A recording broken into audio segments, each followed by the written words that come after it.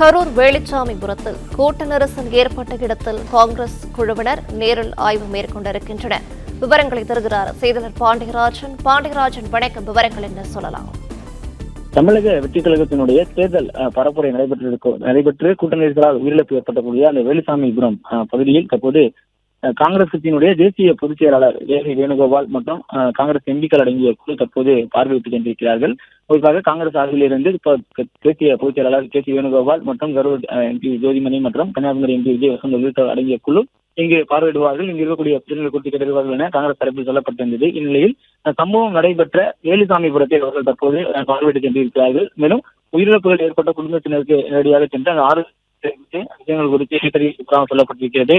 மேலும் கரூர் மருத்துவக் கல்லூரி மருத்துவமனையில் சிகிச்சை பெற்று வரக்கூடியவர்களை சந்தித்து அவர்களிடம் நல விசாரிக்க இருப்பதாகவும் சொல்லப்பட்டிருக்கிறது.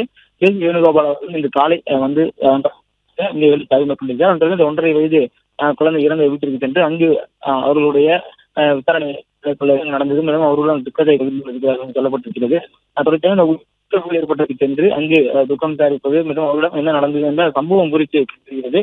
அதற்காக மருத்துவமனையில் சீர் வருவர்களை சந்தித்து அவர்களிடம் நலம் விசாரித்து அங்கு நடந்த செய்வதற்காக காங்கிரஸ் குழுவினர் தற்போது கரூர் வந்திருக்கின்றனர்.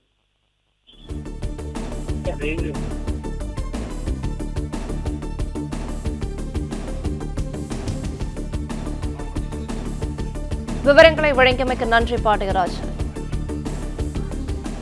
பிளே ஸ்டோர் மற்றும் ஆப் ஸ்டோரில் இருந்து பாலிமர் செயலியை QR கோடு மூலம் பதிவிறக்கம் செய்யுங்கள். செய்திகளை உடனுக்குடன் பெறுங்கள்.